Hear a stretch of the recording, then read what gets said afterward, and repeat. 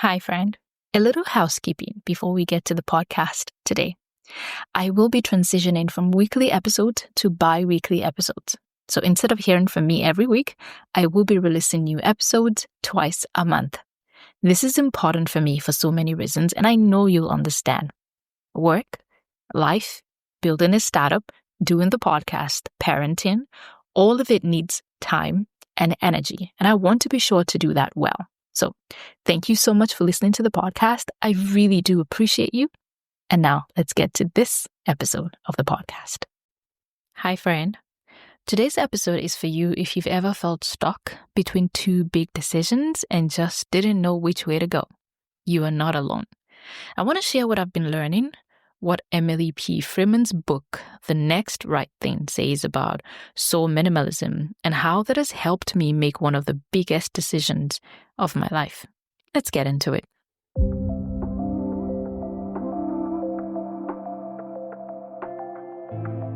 You're listening to the Driven Introvert podcast, the place to be for dreamers, doers, and entrepreneurs who are ready to birth the dreams, callings, and ideas the Lord has placed in their hearts.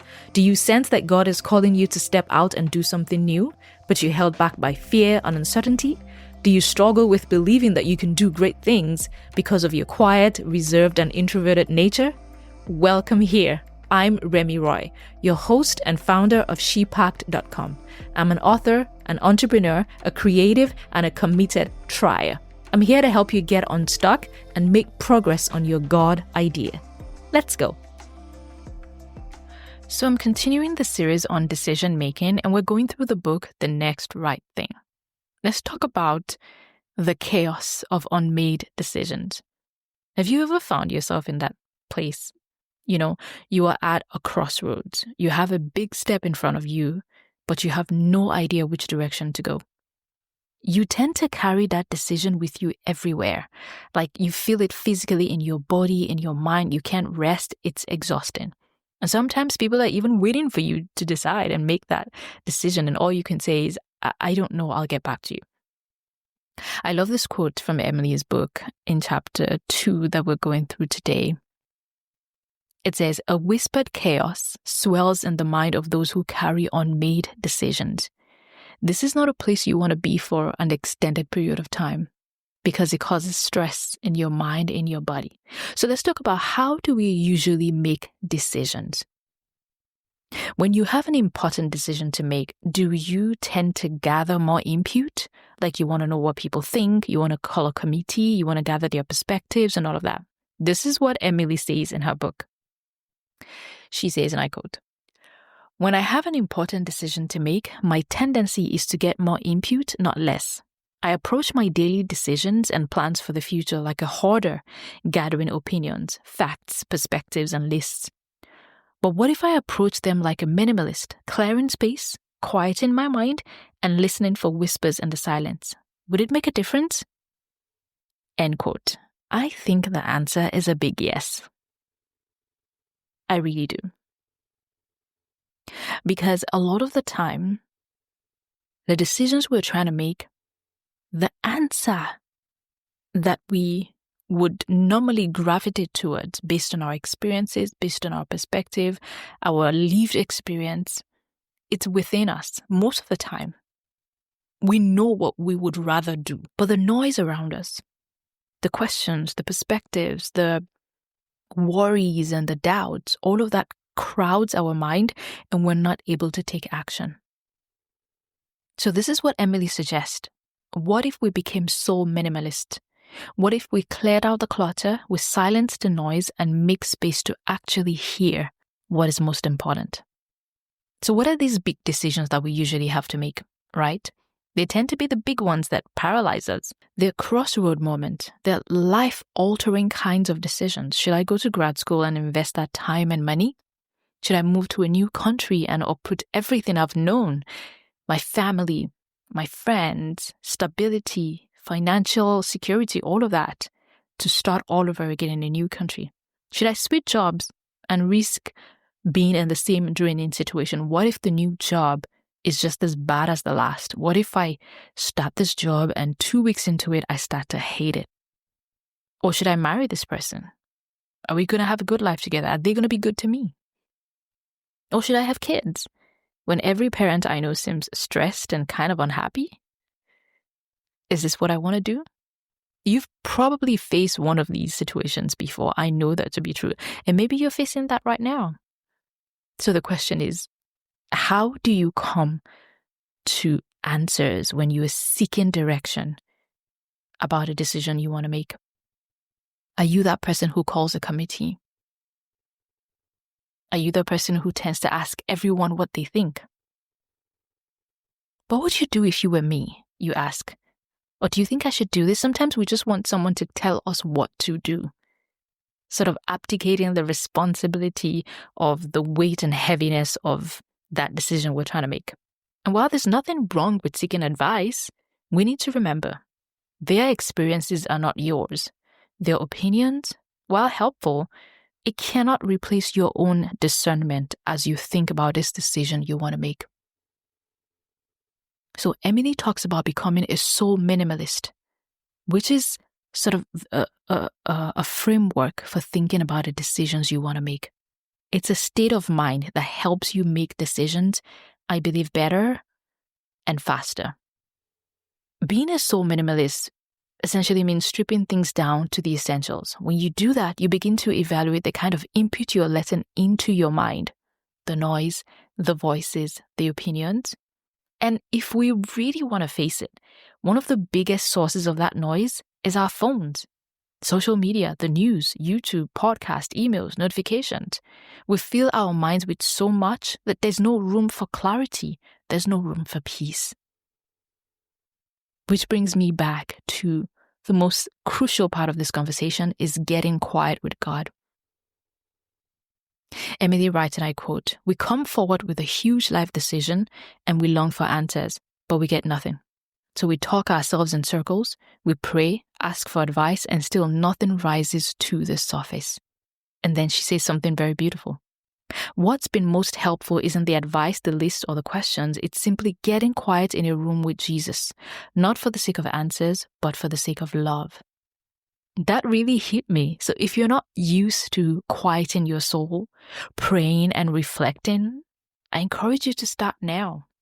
Because when those crossroads moments come again, and they will, because this is the way life is set up, those big decisions will always come. You're going to need that space, that practice, that muscle of reflection and quietness that you've built. I want to share with you a little bit about my own crossroads moment. Last year in November, I had a big decision to make. I didn't know exactly where it would lead, but I felt something stirring inside of me. It was an idea that I'd come up with. And if you know me, I say this all the time. I'm an ideas person. I've made peace with that now. But instead of announcing this idea, I kept it quiet for 3 weeks. I didn't even tell my husband I needed space to think, to pray, and to reflect. Eventually, I said yes to that decision, and that decision was to start a company called Podground. So as you know, I am really into the podcasting space. I have this podcast. I enjoy it. And because I am always learning in this space, I really got to the point where I had an idea of how to make things better, how to create community for other podcasters, how to encourage learning and growth, how to just make space for people to connect and find each other. And that's how the idea of Podground actually started. So we are actually in the developmental and building phase right now. It is essentially a tech startup, and it's stretching me in the best way possible. If you want more information about it, you can go to podground.io. Now, it's moving so fast, I can barely catch my breath. It's demanding so much time, energy, and frankly, money. But I have peace, I have joy, I have faith that I'm doing the right thing, and that clarity came because I got quiet first. So I want to encourage you. Maybe you need to take a fast. If you're in that in-between space right now, you're trying to make a decision between option A, B, or even C, I want to encourage you to fast. You can fast from food and pray, that's great. But for this conversation, most importantly, think about fasting from tech, from social media, from the news, the whole 9 yards. Fast from other people's opinions. Fast from constant input. And all of this is so that you can hear the voice that matters most. Let God speak to you. Emily writes, and I quote, "We're letting everyone else's agenda live for free in the sacred space of our creative mind, and it's time for an eviction. This space is necessary for ideas to form, for questions to rise to the surface, for hope to weave her way into the vision for the future, and for the dots of decision to begin to connect in the quiet places of our mind and heart." She says good decisions require creativity, and creativity requires space. This space is necessary for you to speak out against injustices you see in the world, the problems you know you can help solve, and the beauty you long to deliver. I find this to be true. I needed space to be able to come up with ideas, to be creative. We all do need space. You cannot hear clearly in chaos. So it's time to cut the distractions you can actually control. Yes, life itself has interruptions. Just the busyness of life, responsibilities, family, kids, work, all of that. But there's a whole category of distractions you do have control over. You can put down your phone, you can step away from social media, you can schedule silence into your day, make room for what matters. Emily ends every chapter in this book with a quote, or I should say a practice.